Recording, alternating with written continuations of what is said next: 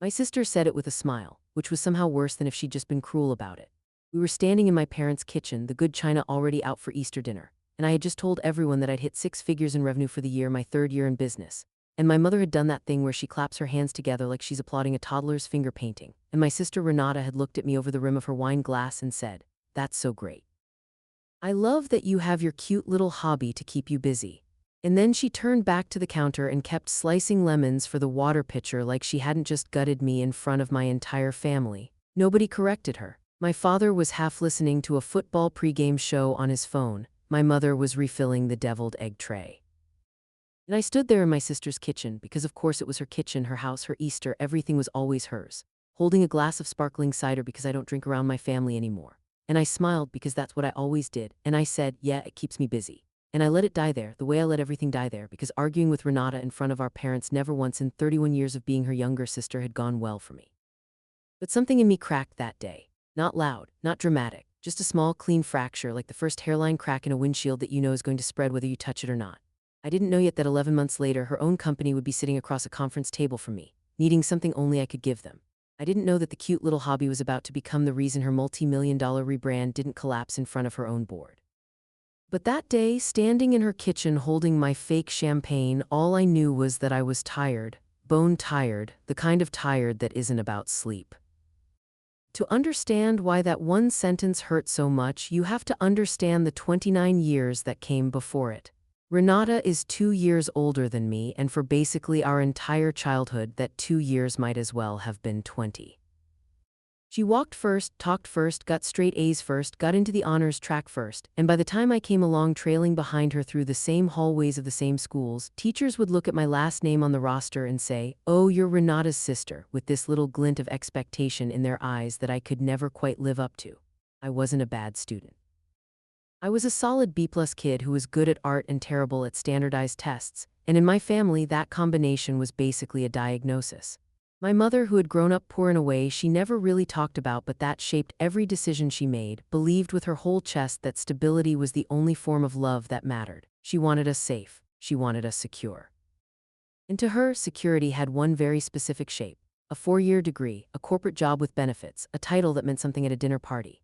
Renata gave her that shape immediately and without complication. She went to a good state school on a partial scholarship, majored in business, and by 24 she was working in operations for a regional logistics company, climbing the ladder with this relentless, joyless efficiency that our mother mistook for passion. My mother would talk about Renata's job to her friends at church like she was reciting a resume. Renata got promoted to regional manager. Renata got promoted to director of operations. Renata bought a house in the good part of town with the good school district, even though she didn't have kids yet, because that was the kind of long-term thinking my mother praised in a way she never praised anything I did.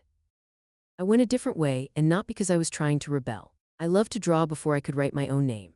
I have a memory, one of my earliest, of sitting under our kitchen table with a box of crayons, coloring on the underside of the wood where nobody could see it and getting caught, and my father laughing about it instead of getting mad, which felt like the biggest gift in the world at 5 years old. That love never left me. I studied graphic design in college, worked in-house at 2 different marketing agencies in my 20s, learned branding and typography and the psychology of color from the ground up, and by the time I was 28 I was good. Genuinely good. Clients at both agencies used to ask for me by name, which is not a small thing in that industry. But I was tired of watching agencies take my work, slap a markup on it, and hand 90% of the credit to account managers who couldn't tell a serif from a sans serif if their lives depended on it. So at 28, with about $4,000 in savings and a laptop that was already 2 years out of date, I quit my job and started my own studio. I called it Marrow Creative because I wanted a name that suggested something essential, something down to the bone, work that actually meant something instead of just looking nice on a slide deck. I told my parents over dinner. I remember it exactly. My father asked good, practical questions. How would I get clients? What would I do for health insurance? Did I have savings to cushion the first year? My mother didn't ask questions. She just got quiet in that specific way she gets quiet, the way that says more than yelling ever could, and after a long pause she said, "Well, I hope you know what you're doing," which from my mother was basically a eulogy. Renata's reaction was different. Renata laughed. Not a mean laugh, not exactly, more like a surprised, slightly condescending little exhale, and she said, "You're going freelance. Isn't that like really unstable?" And I said something defensive about building a client base and having a plan, and she nodded in this way that made it clear she'd already decided the conversation was over because she'd already decided I was going to fail. That was the pattern that would repeat for the next several years. Not outright hostility. Renata was never cartoonishly evil about it. It was smaller than that, and smaller things are so much harder to point to, so much harder to defend yourself against, because if you ever brought them up, you'd sound unhinged, oversensitive, like you were making something out of nothing. It was the way she'd ask, "So how's the little business going?" At every family gathering, always with that specific adjective, little, said with this soft emphasis that made it sound like she was asking about a lemonade stand. It was the way that at my cousin's wedding, when the DJ went around asking people what they did for a living during some icebreaker game, Renata answered for me before I could open my mouth, saying she does some freelance design stuff, in a tone that made freelance design stuff sound like a euphemism for unemployment. It was the way she'd bring up her own promotions unprompted at every single dinner, working them into conversation with this practiced casualness, while treating any update I gave about landing a new client or finishing a big project like a mildly interesting hobby update, something to nod at politely before steering the conversation back to something that mattered. The thing about growing up as the less impressive sister in a family that measures love and achievements is that you start doing the math yourself before anyone else even has to do it for you. I used to sit in my apartment after those family dinners and replay every comment, every slight pause, every subtle redirection of conversation, and build this whole case in my head for why I was the disappointment, why my work didn't count as real work, why the thing I had built with my own two hands out of nothing was somehow less legitimate than a corporate title that came with a company laptop and a 401k match. I want to be clear that my business was not struggling in the way my family assumed it was. It was slow at first, the way any business is slow at first, but by year 2 I had a steady roster of small and mid-sized clients, local restaurants needing full brand identities, a regional nonprofit that needed a rebrand, a boutique fitness studio, a handful of e-commerce startups. I was making enough to cover my bills and put a little into savings, which for a 29-year-old freelancer in a notoriously unstable industry was honestly a solid position to be in. But none of that mattered at family dinners because I never had a big enough name to drop. I didn't have a title. I had a client list full of businesses my family had never heard of, and in their eyes, if they hadn't heard of it, it wasn't real. The years kept stacking incidents on top of each other like bricks in a wall I didn't realize I was building. There was the Christmas when my mother handed out cash in envelopes to each of us, a tradition she'd started when we were kids, and Renata's envelope had visibly more in it, which my mother explained without me even asking, saying, "Well, Renata has a mortgage, honey, you're still renting." As if renting were a personal failing instead of a financial choice that let me reinvest in better equipment for my business. There was the time Renata got engaged to her now husband, Peter, a mild, perfectly nice man who worked in finance, and I was so genuinely happy for her that I offered to design her wedding invitations for free as an engagement gift, using my actual professional skills to give her something beautiful and custom. She thanked me and then 2 weeks later mentioned, almost as an aside, that she'd ended up going with a stationery company downtown instead because she wanted, in her words, something a little more polished, something that looked really professionally done. I remember standing in my kitchen with the phone against my ear, staring at my own reflection in the dark microwave door, feeling something in my chest go very still and very cold. I had designed brand identities for companies with 6-figure marketing budgets. I had a client roster that included work published in regional design magazines, and my own sister didn't think my work looked professionally done enough for her wedding invitations. There was also the summer I turned 30, when my parents threw a small get-together, nothing fancy, just family and a couple of neighbors in the backyard with a rented folding table and citronella candles, and my father's cousin, a retired school teacher named Wendell who I hadn't seen in years, asked me what I did for a living. I told him, and his eyebrows went up in genuine interest, and he asked a follow-up question, an actual real question about how I found clients. And for about 90 seconds I got to talk about my work to someone who was actually listening, which felt so novel it almost embarrassed me. And then Renata appeared at my elbow with a fresh drink, inserting herself into the conversation the way she always could, effortlessly without seeming to try. And she said, "Uncle Wendell, did you hear I made VP this spring? Youngest one in the company's history." And Wendell's attention swung to her immediately, and I stood there holding my paper plate of potato salad, watching my 90 seconds evaporate into a 15-minute conversation about supply chain consolidation that I had no part in. I don't think Renata even registered what she'd done. That was almost the hardest part to sit with over the years, that most of it wasn't calculated. It would have almost been easier if she'd been doing it on purpose, because then at least it would have made sense as a strategy I could defend against. Instead, it was just the natural gravity of a person who had never once in her life had to wonder whether a room was going to take her seriously, colliding over and over with a sister who had spent her whole life wondering exactly that. There was the year I was up for a small regional design award, a genuine honor within my industry, nominated by a client who'd submitted my rebrand work for their nonprofit without even telling me until after the fact. I didn't win, but I was a finalist, which meant my work was displayed at an industry gala downtown alongside maybe a dozen other finalists from agencies far bigger than mine. I invited my family. My father came, actually, and stood in front of my display board for a long time, reading every word of the case study placard, which meant more to me than I probably let on at the time. My mother had a headache, she said. Renata had a work thing, she said, though I later found out from my cousin that the work thing was actually a happy hour with coworkers that got pushed later in the evening after Renata had already declined my invitation. I don't bring this up to keep score, exactly, though I suppose in some sense I've been keeping score this whole time, quietly in the back of my mind, the way you do when you've learned that nobody else in the room is going to keep an accurate tally on your behalf. There was the dinner, maybe 8 months before that Easter, when my parents brought up retirement planning and Renata launched into this whole unprompted speech about the importance of stable income and employer-matched retirement accounts.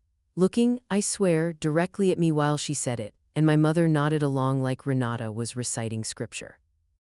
I sat there with my jaw tight, thinking about the fact that I had in fact set up my own solo 401k, that I contributed to it religiously every quarter, that I had health insurance through the marketplace that I paid for myself in full, no employer subsidizing a dime of it, and that none of that would ever register with my family because it didn't come with a corporate badge attached to it. I didn't say any of that out loud. I never said any of it out loud. That's maybe the saddest part of the whole story, looking back, how much I swallowed year after year, dinner after dinner, holiday after holiday, because I had decided somewhere along the way that keeping the peace was worth more than being seen. By the time that Easter came around, the one with the lemons and the cute little hobby comment, I had actually just closed the biggest deal of my career up to that point. A full rebrand for a regional chain of boutique gyms, a contract worth more than I'd made in my entire first year in business combined. I had been so excited to tell my family. I'd rehearsed how I'd bring it up, trying to find a way to say it that didn't sound like I was bragging. Because God forbid I ever sound like I was bragging, not when Renata got to announce her promotions like she was reading off a press release. And when I finally got my moment, standing in that kitchen with the good china and the smell of ham in the oven, why Mother's toddler clap and Renata's cute little hobby comment landed like a 1-2 punch that took the wind clean out of me. I remember going to the bathroom a few minutes later, locking the door, running the tap so nobody would hear, and just sitting on the edge of the tub for a solid 3 minutes, breathing through my nose, willing myself not to cry off my mascara before Easter dinner photos. I looked at myself in the mirror and thought very clearly, very calmly, almost like a stranger's voice in my own head, I am so tired of being invisible in this family. And underneath that thought, quieter, was another one I didn't want to look at directly yet. Something has to change. There was one more moment that summer that I think about even more than the kitchen scene. Honestly, though, it never got witnessed by anyone but me. It was a Tuesday night, maybe 3 weeks after that Easter, and I was sitting at my kitchen table at 11 o'clock at night, doing invoicing, chasing down a client who was 45 days late on a payment. The kind of unglamorous administrative grind that nobody ever thinks about when they picture running your own business. My rent was due in 4 days. I had enough in my business account to cover it, technically, but only if that late payment came through, and if it didn't, I was going to have to dip into savings I'd been protecting for over a year. Money I'd been treating almost like a sacred boundary I refused to cross because crossing it would have felt, to some shameful part of me, like proof that my family had been right about me all along. I sat there in the dim light of my kitchen, the numbers on the screen blurring slightly, and I thought about Renata's mortgage, her matching 401k, her health insurance that she never had to think about because it just showed up automatically, deducted before she ever saw the money, and I felt this hot, humiliating wave of doubt roll through me. Not doubt about my skills, I never really doubted my skills, even in the worst moments, but doubt about whether the path itself had been worth it, whether I'd spent 3 years white-knuckling my way through something that would never actually add up to the kind of life my family respected. I put my head down on my folded arms right there at the table and let myself cry for a few minutes, quietly, the specific kind of crying you do when there's no one around to perform strength for and no one around to comfort you either. I remember thinking, with a clarity that scared me a little, that I could probably get a steady in-house design job within a month if I wanted one. That I could fold this whole thing up neatly and go be somebody's employee again and never have to explain myself at another family dinner. And then I thought about the deviled eggs, and the toddler clap, and the cute little hobby, and something in me, exhausted as I was, refused. Not out of pride, exactly. More out of a stubborn, bone-deep unwillingness to let that be the last chapter of the story, the one where I quietly folded because it got hard and everyone got to feel like they'd been right about me the whole time. I picked my head up, wiped my face, and sent one more email to the late-paying client, firmer this time, with a clear deadline and a late fee attached. They paid within 48 hours. It was a small, unremarkable resolution to a night that had felt in the moment like it might break something in me permanently. But I think that night is really where the seed got planted, long before Denise ever called me about Halcyon. That was the night I stopped needing my family's belief in order to keep going. I decided, somewhere in that quiet kitchen, that I would keep building regardless of whether anyone at that dinner table ever understood what I was building, and that if the moment ever came where the truth of it landed on its own without me having to explain or defend it, I would let it land exactly as hard as it needed to. I didn't know what that something was yet. I want to be honest about that because this isn't a story about me having some brilliant master plan from the very beginning. I didn't march out of that bathroom and start plotting revenge. I splashed cold water on my face, fixed my mascara, and went back out and ate ham and made small talk about my cousin's new baby because that's what you do. But something had shifted. I started noticing the pattern more consciously after that day instead of just absorbing it and moving on. I started keeping a kind of internal ledger, not out of bitterness exactly, more out of self-preservation. A quiet inventory of every time my work was dismissed, every time Renata's achievements were centered and mine were footnoted. And I started, without really deciding to, pulling back emotionally from my family in this protective way. I still showed up to dinners. I still sent birthday gifts, but I stopped bringing them news about my business. I stopped trying to earn validation tea. Hat was never going to come. I just did my work quietly and let the ledger sit there in the back of my mind, not as a weapon yet, just as a record. A witness to my own life since no one else in my family seemed willing to be one. Over the following months, my business kept growing in ways I genuinely hadn't expected. The gym rebrand went so well that the client referred me to 2 other regional franchise groups, and word started spreading in a small but real way through the local business community that Marrow Creative did serious, high-caliber work, not cheap, not fast, but worth it. I hired my first part-time contractor, a junior designer named Theo, who I trained up over several months until he was handling a real chunk of production work, which freed me up to focus on strategy and client relationships and, frankly, on pursuing bigger fish.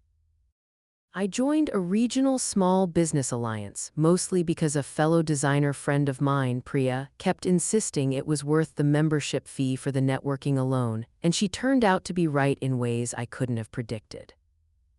Through that alliance, I met a woman named Denise who ran a boutique branding consultancy that specialized in something very specific and very lucrative: helping mid-sized regional companies prepare for acquisition or major investment rounds by overhauling their entire brand identity, their pitch decks, their public-facing materials, everything to look ready for the next level. Denise's firm was small, maybe 8 people, but they had a reputation for being brought in quietly, almost surgically, when a company's leadership knew they needed to level up fast and couldn't afford to look like they were fumbling it. Denise and I hit it off over coffee at one of the Alliance's networking mixers, mostly because we bonded over how exhausting it was to be underestimated by clients who assumed a woman-run creative firm couldn't handle serious corporate work. She looked at my portfolio on my phone right there at the mixer, scrolling through case studies, and I remember her stopping on the gym rebrand and going quiet for a second before she said, "This is really sharp." This is the kind of clarity I never get from the agencies I usually farm this stuff out to. A few weeks later, she called and asked if I'd be interested in coming on as a subcontracted specialist for her firm on an as-needed basis, specifically for projects that needed strong visual identity work under her firm's umbrella and reputation. It wasn't full-time and it wasn't glamorous at first. I did a rebrand for a mid-sized manufacturing company, a visual overhaul for a regional healthcare group's investor materials. But it was steady, well-paid work, and more importantly, it put me in rooms I never would have gotten into on my own, working under the reputation of a firm that mid-sized executives already trusted. I didn't tell my family about it. Honestly, at that point, I'd stopped telling my family much of anything about my business at all. What would have been the point? About 7 months after that Easter, Denise called me on a Tuesday afternoon with a tone in her voice I hadn't heard from her before, a kind of careful excitement. She said her firm had just landed a new client, a regional logistics and supply chain company that was in the middle of a major expansion, preparing for a possible acquisition by a larger national player. And they needed a complete brand overhaul on an extremely tight timeline, new visual identity, new investor deck, new website, the works, because their existing branding, in Denise's words, looks like it was designed in 2009 and never touched again. And that's going to tank their valuation conversations if they don't fix it fast. She said the company's internal team had put together a short list of creative subcontractors for the visual identity piece specifically, and she wanted me to prepare a pitch deck and be ready to present, because she genuinely believed I was the strongest option on her roster for it. I said yes immediately because that's what you do when Denise calls with an opportunity like that, and I spent the next several days deep in research on the company, pulling together mood boards, competitive analysis, a full pitch strategy. It wasn't until I was about halfway through building out the competitive landscape slide, cross-referencing the company's public filings and press releases, that I actually stopped and reread the company name at the top of my research doc and felt the floor tilt slightly under me. The company was Halcyon Regional Logistics. And Halcyon Regional Logistics was the company my sister Renata had worked at for the past 9 years, the company where she had climbed from an entry-level operations coordinator all the way up to, as of about a year prior, vice president of corporate strategy. It was in fact the exact company whose promotions she had announced at every single family dinner for the part of a decade. I sat at my desk for a long time after that, just staring at the screen, feeling this strange, dizzying mix of things all at once. There was a jolt of pure disbelief, the kind where you actually laugh out loud alone in an empty room because the universe has apparently developed a sense of humor.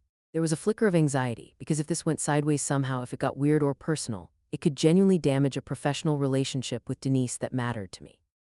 And underneath all of that, quiet but unmistakable, there was something that felt almost like vindication arriving early, before I'd even done anything yet, just from the sheer fact that this door had opened at all. I called Denise back that evening, mostly to be transparent, because I've always believed you don't build a career on secrets, especially not professional ones. I told her that Halcyon was my sister's company, that Renata held a senior leadership position there, and I asked whether that created a conflict of interest that should keep me out of the pitch. Denise was quiet for a second, and then she said something I've thought about a lot since. She said, "Does it change your work? Would it make you do a worse job or a less objective one?" And I told her honestly no, if anything I'd probably work harder on it than on anything else I'd ever done. She said, "Then it's not a conflict, it's just a coincidence, and frankly a pretty entertaining one. Just don't mention it to their team before we're locked in, because I don't want internal politics muddying a merit-based selection process. Let the work speak first." That instruction turned out to matter more than either of us realized at the time. I want to sit in that moment for a second, because it's the real turning point of this whole story. Even though nothing dramatic happened yet, no confrontation, no scene, just me alone at my desk deciding not to say anything to my family. I could have called Renata right then. I could have said, "Hey, funny thing, I might be working on your company's rebrand." Some part of me even considered it briefly as a kind of preemptive olive branch. But another part of me, the part that had been keeping that quiet internal ledger for years, the part that remembered every cute little hobby comment and every unheard update and every envelope with less cash in it, that part said, "Wait, not out of malice. I want to be honest about my own motivations here, because I've turned this over so many times since. It wasn't that I wanted to humiliate her. It was that I was exhausted from a decade of trying to be seen and validated by my family through explanation, through pleading my case, through justifying my worth in words that never landed. And for once I had a chance to let the work simply exist and be judged entirely on its own merit, without my last name or my family history attached to it at all, in a room where nobody knew Renata's sister was standing there. I wanted for once to be evaluated purely as a professional. Not as the disappointing sister, not as the one with the little hobby, just as Marrow Creative, a design studio with a portfolio that could stand on its own. The pitch process took about 3 weeks. I prepared harder for that presentation than I had for anything in my entire career, staying up past midnight refining slide transitions, rewriting brand strategy language 4 separate times until it was airtight, running mock presentations in front of Theo and Priya until I could deliver the whole thing without notes. Denise brought me in alongside 2 other subcontracted specialists to present separately to Halcyon's internal selection committee.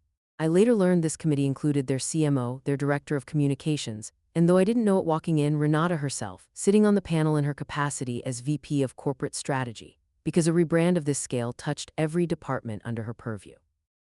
I found this out only after the fact, because on the day of my actual presentation, I was told the selection committee would be reviewing recorded submissions and materials rather than a live pitch, due to scheduling conflicts across their leadership team's calendars.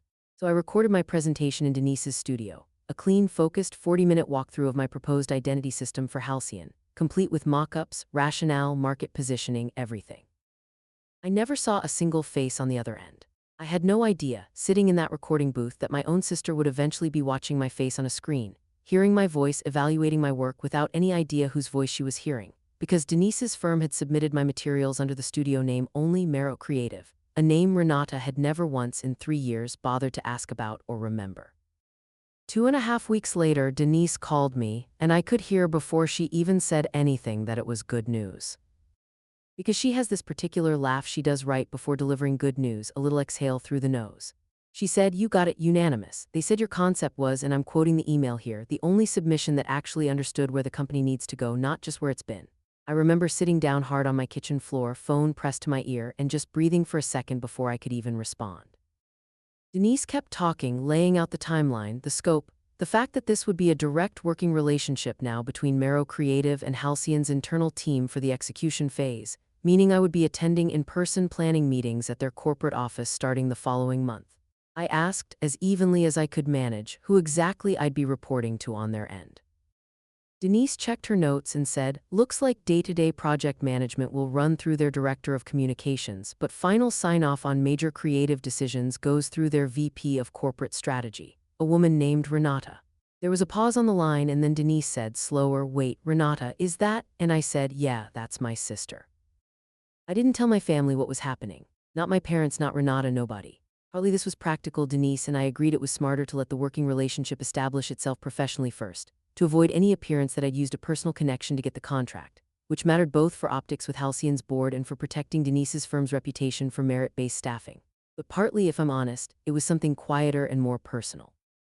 I wanted to walk into that building on the first day of the working engagement, sit across a conference table from my sister, and watch her face when she realized who I actually was. I know how that sounds. I've turned it over in my head since, wondering if that impulse made me petty, if it made me just as small as some of the moments that had hurt me over the years. But I also think there's a difference between manufacturing a humiliation and simply allowing the truth to arrive in its own time, without softening it in advance for someone else's comfort, the way I had spent my entire life softening my own accomplishments for my family's comfort. I decided I was allowed just once to let a truth land exactly as heavy as it actually was.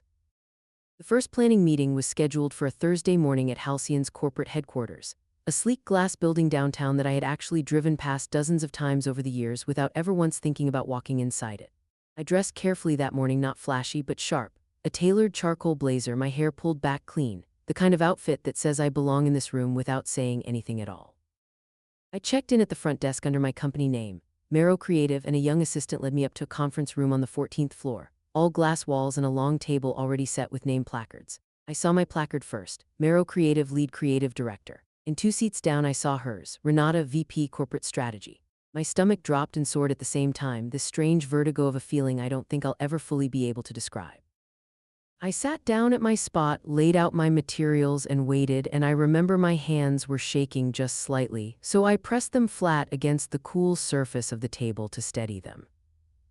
Renata walked in about 4 minutes later, scrolling something on her phone, trailed by her director of communications, a man named Marcus, and their CMO, a sharp, silver-haired woman named Priya, a different Priya than my friend, a coincidence that almost made me laugh under my breath in the middle of everything else happening. Renata was talking as she walked in, saying something about a scheduling conflict, not even looking up yet, and she pulled out the chair at her placard and sat down and glanced across the table to introduce herself to the vendor team, the way you do on autopilot in 100 meetings a year, and her eyes landed on me, and I watched in real time in that fluorescent-lit glass box of a conference room, the exact second her brain caught up with her eyes. Her face did about 4 things in the span of 2 seconds. First, confusion, a kind of blank double take like she thought she was hallucinating. Then recognition, her eyes going wide, her mouth actually opening slightly.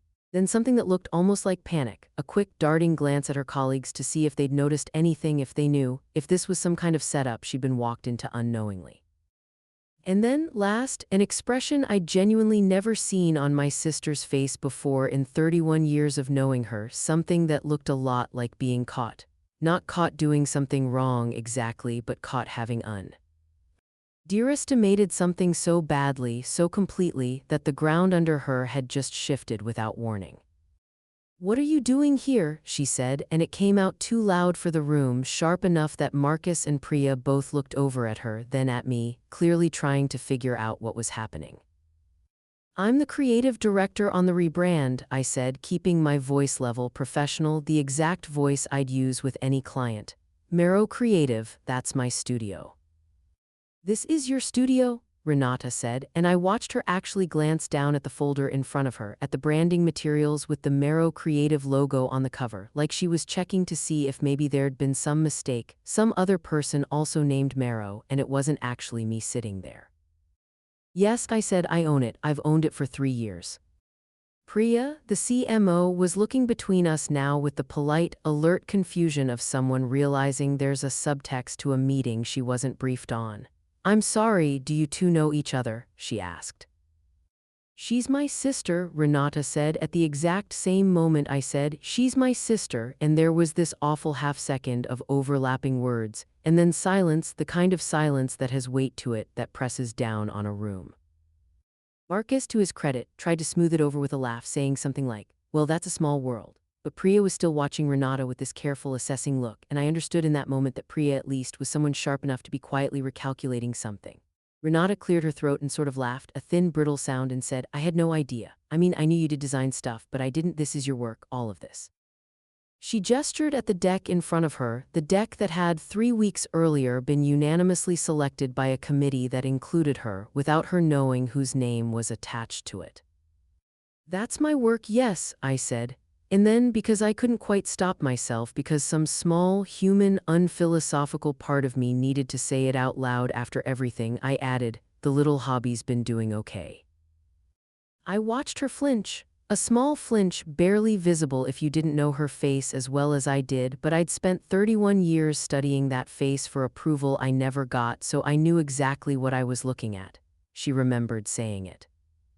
Of course she remembered saying it. People like Renata, the confident ones, the ones who move through the world assuming they're basically right about everything, they don't usually remember the small cruelties they hand out, because those comments cost them nothing to say. But something in her face told me that comment, at least, had lodged somewhere. "Renata," Priya said, in the careful, neutral tone of a very experienced executive trying to steer a meeting back on track without acknowledging the iceberg they just sailed past, "why don't we let the team walk us through the concept, and we can handle logistics afterward?" To Renata's credit, and I want to be fair here because this story isn't really about villainizing her, she pulled it together fast. She's good at her job. Whatever else is true about her, she is genuinely, professionally competent, and I watched her set her jaw and nod and say, "Of course. Sorry, please go ahead." And she folded her hands on the table and looked at me with an expression that was trying very hard to be neutral and mostly succeeding. So I presented. I walked that room through 45 minutes of strategy, the new visual identity system, the logo evolution, the color psychology behind the shift from their dated navy and gray palette to a warmer, more forward-looking scheme, the typography choices, the full rationale tying every single decision back to their business goals around the acquisition. I fielded questions from Marcus about implementation timelines and from Priya about how the new identity would translate across their existing fleet branding, which was a genuinely sharp, difficult question that I'd actually anticipated and had a full slide prepared for. And through all of it, Renata mostly listened. She asked exactly one question about budget allocation across phases, a fair and reasonable question that had nothing to do with anything except the actual work, and when I answered it clearly and confidently, she nodded and wrote something down and didn't look up at me again for a while. Near the end of the meeting, Priya turned to Renata and said in that same casual executive tone, "Renata, you'll be the internal sponsor for this project, correct? You want a direct line with the Mero team for sign-offs." And Renata looked at me and there was this long beat, this strange charged silence between two sisters sitting at a corporate conference table pretending to be strangers for the sake of professionalism, and she said, "Yes, I'll be the sponsor," and then quieter almost. Only to me, I guess we'll be talking a lot over the next few months. I guess we will, I said. I want to tell you that walking out of that building afterward felt like triumph, pure and uncomplicated, the kind of ending you'd want if this were a movie. It didn't, not entirely. What it actually felt like was strange and layered and a little exhausting, the way real vindication almost always is instead of the way we imagine it will be. I sat in my car in the parking garage for a solid 10 minutes before I could make myself drive, just breathing, replaying her face in that first moment over and over, letting myself feel it fully instead of rushing past it the way I'd rushed past every hurt for years. And underneath the satisfaction, if I'm honest, there was also grief. A strange, unexpected grief for the sister I'd wished I had, the one who might have said, "Wow, that's incredible, I had no idea," instead of the one who'd looked, in that first frozen second, more embarrassed for herself than proud of me. The weeks that followed were, professionally, some of the best of my career and personally, some of the strangest. Renata and I had to interact constantly, email threads, video calls, in-person check-ins, and she was, for the most part, scrupulously professional in a way that felt almost like armor. She reviewed my concepts thoughtfully. She pushed back on things when she had legitimate concerns, and honestly, some of her pushback made the work better because whatever else she is, Renata does understand corporate strategy in a way that's genuinely valuable. And a couple of her notes on how the new brand needed to read to institutional investors specifically were sharper than anything I would have thought of on my own. We didn't talk about family during work hours. Not once. It was like we'd both silently agreed to build a wall down the middle of the relationship, work on one side, everything else on the other, and neither of us tested it. But things started leaking through anyway, the way they always do. About 5 weeks into the project, we had a video call, just the two of us, to review a set of revised mock-ups before I presented them to the wider committee. It was late afternoon, both of us clearly tired, and after we'd finished the actual agenda there was this pause where neither of us hung up right away. And Renata said out of nowhere, "Can I ask you something?" I said, "Sure." She said, "Why didn't you ever tell any of us how big this had actually got? The business. I had no idea you were doing work at this level." And I sat there for a second, choosing my words carefully because I could have said something sharp, something like, maybe because nobody ever asked, or because every time I tried to talk about it, someone changed the subject to your promotions, but I didn't want to fight with her, not really, not anymore. So instead I said, I stopped talking about it because it never felt like it landed as real to anyone. It always got filed under cute hobby, so eventually I just stopped bringing it to the table. She was quiet for a long moment, and then she said, "That's fair," which from Renata, who almost never simply concedes a point without some kind of qualifier attached, felt like something significant. She didn't apologize outright in that conversation, and honestly I wasn't expecting her to, not yet. Renata has never been someone who apologizes easily or well. It's not built into how she operates, and I've made peace mostly with the fact that some people show remorse through changed behavior rather than through words. But something did shift after that call. She started, subtly at first, referring to my studio correctly in meetings, not the design vendor but Mero Creative, using the actual name, giving it weight. In one committee meeting, when the CMO asked a question about my qualifications for handling a particularly sensitive piece of the rebrand tied to the acquisition materials, I heard Renata answer before I even had to, saying, "She's got 3 years running her own studio and a client list that includes work at a level most agencies twice her size can't touch. I'd trust her with this." I sat there on that video call with my camera thankfully off for a second, because I actually had to blink hard and swallow before I could unmute myself and respond professionally. Because that was the first time in longer than I could remember that I had heard my sister describe my work as something that mattered, in a room full of people whose respect she actually cared about. There was one more moment during that stretch of the project that stuck with me more than almost anything else, and it happened about 10 weeks in, during a working session that ran late into the evening because we were up against a deadline for the board presentation materials. It was just Renata and me, in a smaller conference room this time, both of us tired, both of us on our second cup of bad office coffee, going line by line through the investor deck to make sure every visual matched the new brand guidelines exactly. At one point she got frustrated with a formatting inconsistency on one of the financial slides, something that wasn't even my responsibility technically, and she muttered, half under her breath, "God, I wish I just had you do the whole deck from the start instead of splitting it across 2 teams." And then she caught herself and looked almost embarrassed, like she'd said something too honest out loud by accident. I told her it wasn't too late to consolidate it, that I could take over the remaining slides if she wanted, and she looked at me for a second with this expression I didn't fully recognize on her and said, "Would you actually be willing to do that? I know it's more work." And I said sure, of course, and we spent the next 2 hours working side by side. Actually side by side, her calling out data points and me restructuring slides in real time. And somewhere in the middle of it, without either of us really acknowledging the shift, it stopped feeling like a client relationship and started feeling, just for those 2 hours, like we were sisters working on something together for the first time since we were kids building blanket forts in the living room. She ordered food around 9 without asking, the way you do for someone you're not thinking of as a vendor anymore. And when it arrived, she pushed half the container of noodles toward me without a word.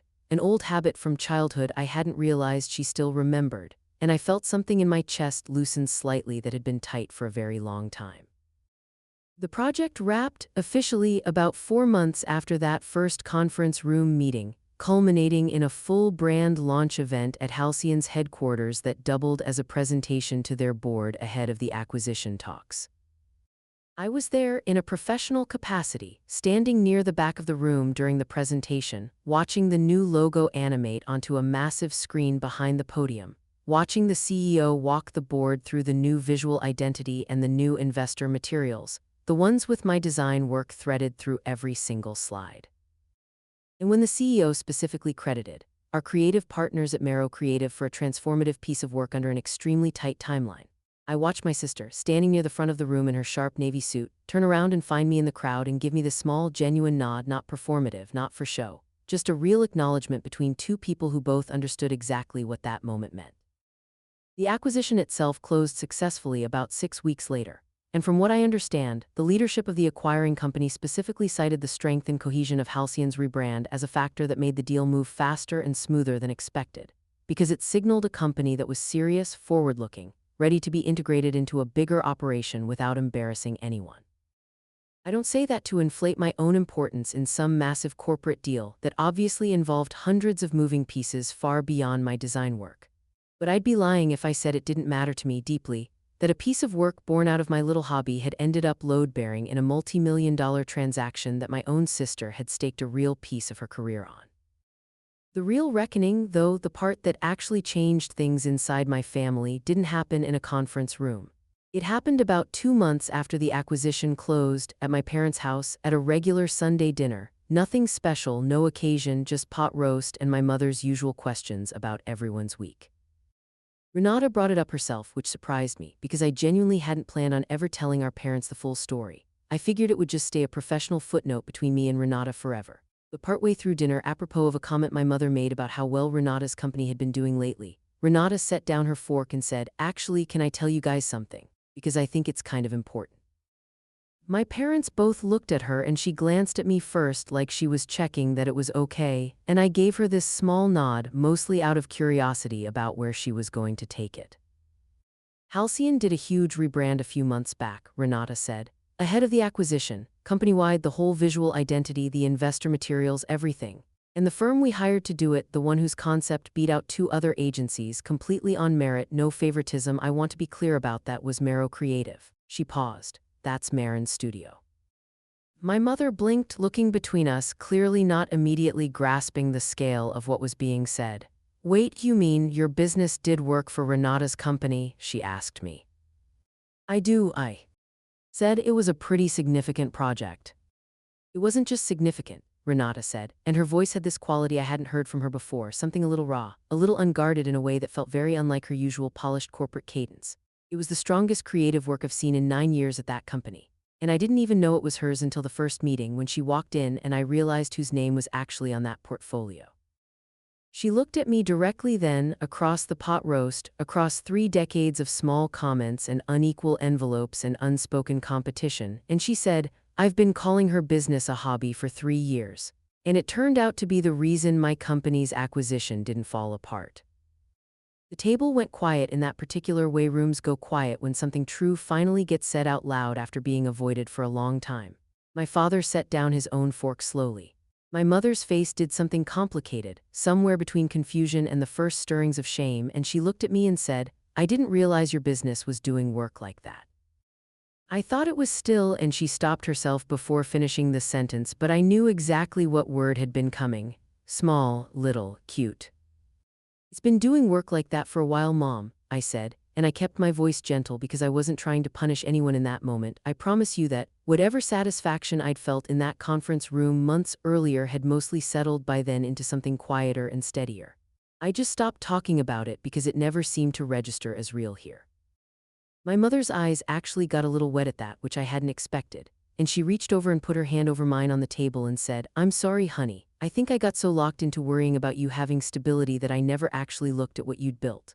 My father, who has always been a man of fewer words, just said, "I always thought your work was good. I should have said that more."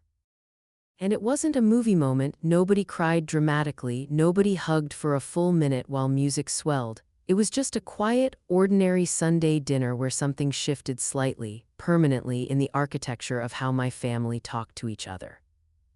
Renata and I talked properly, just the two of us, a few days later over coffee, away from our parents, away from work emails and conference rooms.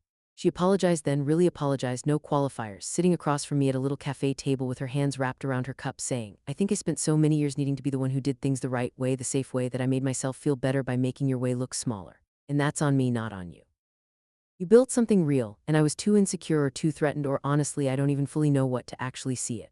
I told her I appreciated that, and I meant it, and I also told her gently but honestly that it had cost me more than she probably realized, all those years of feeling like I had to shrink my own accomplishments to keep the peace in our family. She sat with that. She didn't get defensive, which for Renata was itself a kind of growth. She just said, "I want to do better. I don't expect that to erase anything. I just want to actually be someone who shows up for you now. Things aren't perfect between us now, and I don't want to pretend this story ends with some flawless, fully healed sisterhood, because that wouldn't be honest. We still have old patterns that surface sometimes, old reflexes, a certain edge that creeps into her voice occasionally when we talk about work, and an old defensiveness that still creeps into mine. But something fundamental did shift. She refers clients to me now, real clients, executives she trusts, and she does it without any qualifier attached to my business's name. My mother asks about my work at every dinner now, genuine questions, and actually listens to the answers instead of glazing over and refilling the deviled egg tray. Marrow Creative grew significantly in the year after the Halcyon project.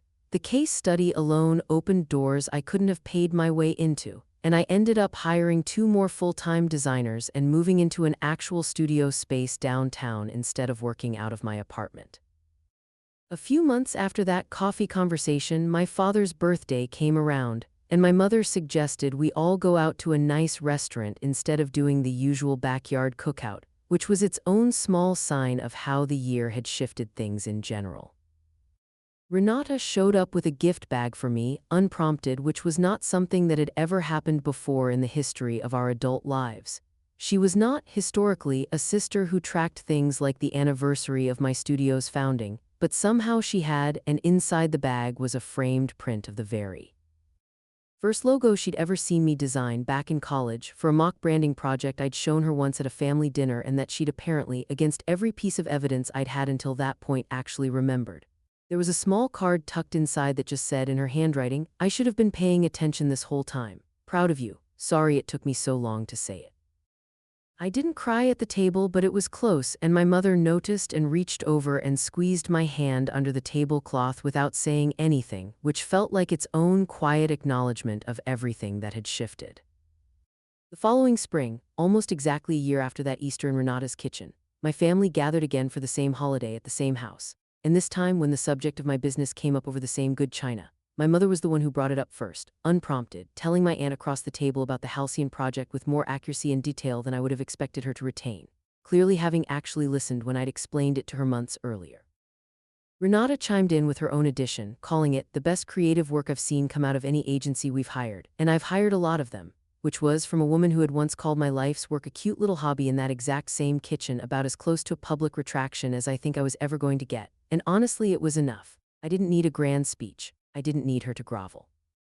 I just needed, after all those years, to sit at that table and hear my work described accurately by someone who had once been so sure it didn't count.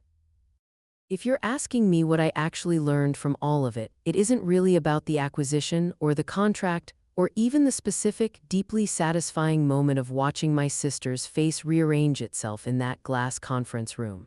What I learned is that you cannot argue anyone into respecting your work. I spent years trying to explain myself, trying to make my family understand why my path was legitimate. And none of that explaining ever moved anyone an inch, because words are cheap and easy to dismiss, especially from someone people have already decided to underestimate.